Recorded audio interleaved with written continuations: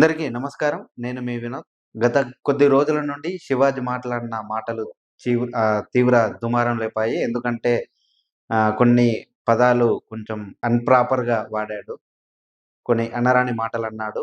అంటే ఆయనే కొన్ని పదాల వరకు బాగానే ఉన్నా అంటే స్త్రీల వస్త్రధారణ గురించి మాట్లాడిన మాటలు బాగానే ఉన్నాయి కానీ దాంట్లో 2 కొంచెం అసభ్య పదజాలం వాడాడు. దాని పరంగా అతను ఇబ్బందులు ఎదుర్కొన్నాడు.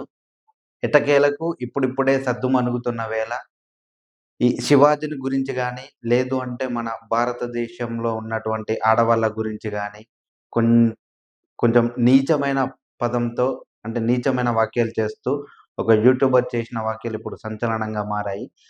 అతడు ఒకప్పుడు కూడా మన ఇండియా మీద కొన్ని ఆహ్, ఎలాంటి మాటలు అంటే కొంచెం దురుసుగా మాట్లాడుతూ ప్రవర్తించిన తీరు సంచలనంగా మారింది.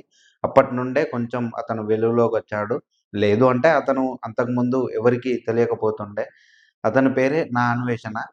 అతను మన దగ్గర మన మన అంటే ఇండియాలో ఉన్నటువంటి అంటే కొంతమంది ప్రముఖుల పైన గూడా కొన్ని ఆరోపణలు జేశాడు. ఎందుకు అంటే మన ఈ శివాజీ మాట్లాడిన మాటలు గాని, లేదు అంటే అవే మాటలు అంతకుముందు గరికపాటి గారు గూడా మాట్లాడారు. సో, దాన్ని ఉద్దేశించి గూడా ఆహ్, ఇతను కొంచెం వల్గర్‌గా మాట్లాడిన మాటలున్నాయి. ఒక్కసారి అది విని మనం కౌంటర్ ఇయ్యే ప్రయత్నం చేద్దాము. శుభ్రమైన టీ షర్ట్ వేసేయడం అన్నీ కనపడేలాగా పోయి దాని మీద ఓ నినాదం. ఇంక అవతల వాడు ఎలా అవుతాడు? 18 ఏళ్ల వాడు, 55 ఏళ్ల వాడు మేమే ఆగలేము. పంతులు గారు మేము చేసేస్తే ఆగుతారు మీరు. గరికపాటి గారు ఇలాగే ఒక ప్రసంగంలో కొన్ని వాక్యాలు చెప్పాడు. స్త్రీల వస్త్రధారణ గురించే. సో, దాన్ని ఉద్దేశించి వీడు ఈ బూతులొస్తున్నాయి. బట్ మాట్లాడలేకపోతున్నాను. వీడు చేసిన వాక్యాలు అంత నీచంగా ఉన్నాయి. ఒకసారి మీరు వినండి. చీరలోను నీ అందం నిండుగా కప్పుకునే బట్టల్లోనే ఉంటుంది తప్పితే సామాను కనపడే దాంట్లో ఏమి ఉండదు. నువ్వెవరు చెప్పడానికి? అమ్మాయిని ఒక్కసారి ఆలోచించాను. మాత్రం కొంచెం ప్రమాదకరమైన వేషం వచ్చిందండి. జీన్స్ టీ షర్ట్ వచ్చినటువంటి అవయవాలు పొంగిగ్గా బిగువుగా కనపడుతుంటే కుర్రాడు ఎవడన్నా ఊరుకోగలండి. అసలు మనం ఎందుకు ప్రదర్శించాలి? నా హక్కు అంటే ఏం చెబుతారో అది వాడి హక్కు. ఇది రేపు చేయడం అబ్బాయిల హక్కు. చేసేస్తామని సిద్ధాంతం పెడితే సౌదీ అరేబియాలోనా వాళ్ళ హక్కులు పోతాయి. ఇప్పుడు అమ్మాయిలు మీకు చెప్తున్నాను, మీరు గుడ్డ ముక్కలు ఇప్పుకొని తిరగని మీ స్వేచ్ఛ ఇంపార్టెంట్, మీ సేఫ్టీ ఇంపార్టెంట్. ప్రపంచంలో రాబోయే 100 సంవత్సరాల్లో మిమ్మల్ని ప్రశ్నిస్తే ఈ వీడియో చూపించండి. ఓకే, చూశారు గదా! ఈడెంత వల్గర్‌గా మాట్లాడిండో. అసలు వీడు ఇండియా పైన ఎప్పుడు కూడా ఒక రకమైన ద్వేషంతో రగిలిపోతుంటాడు. ఎందుకంటే ఇతడొక క్రిస్టియన్‌కి సంబంధించిన అతను. సరే ఇక్కడ కుల మతాలు పక్కన పెడితే, ఈడు ఇండియా పైనే ఎందుకంత ద్వేషం పెంచుకున్నాడు అంటే, ఇతడు పుట్టింది విశాఖలో పుట్టిండు. ఇతని నాన్న సెక్యూరిటీ గార్డ్‌గా ఒక సంస్థలో పనిచేశాడు. కొన్ని ప్రాబ్లమ్స్‌ల వలన అంటే వాళ్ళ నాన్నకు చిన్న యాక్సిడెంట్ వలన ఆ ఉద్యోగం కోల్పోవాల్సి వచ్చింది. ఇతను ఇతని గురించి చెప్పుకుంటే చాలా నిరుపేద కుటుంబం నుంచే పైకి అంటే ఎదుగుతూ వచ్చాడు.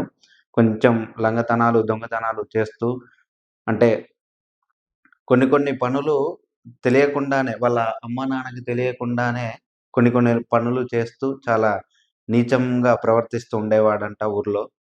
సో, దాన్ని ఉద్దేశించి అతను అలాగే ఎదుగుతూ అలాగే ఇతను చిన్నప్పుడు ఎలాగో ఉన్నాడు అంటే ఏ పరిస్థితుల్లో ఎదిగాడు, అవే పరిస్థితులు మళ్ళీ ఇతనికి వస్తాయని అందరూ అనుకుంటున్నారు. ఎందుకంటే చాలా ఇతను చేసిన ఇతని గురించి చెప్పుకోవాలంటే చాలానే ఉన్నాది. ఎందుకు అంటే ఇతను కొన్ని సందర్భాలలో మన భారతదేశాన్ని గురించి గాని, లేదంటే భారతదేశంలో ఉన్నటువంటి ప్రముఖుల గురించి గాని చాలా నీచంగా మాట్లాడాడు. ఇతను బెట్టింగ్ యాప్స్ గూడా అంటే చాలా వల్గర్‌గా అంటే ఇప్పుడు ప్రముఖులు అని లేదు. వీనికి కొంచెం వాళ్ళు వీళ్ళు అనేది లేకుండా ఇష్టం వచ్చినట్టు మాట్లాడడం జరిగింది.